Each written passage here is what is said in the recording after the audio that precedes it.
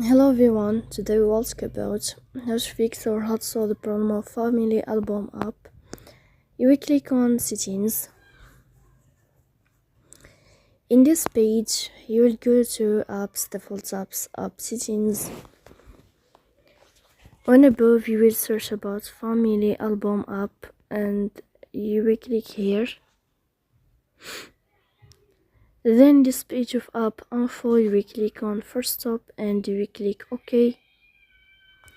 Then you will enter to the window of storage. Here in this page, you will click on Clear Cache. In the end, you will go to Play Store.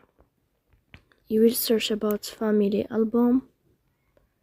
And then you can update your app if you find updating this plus sign.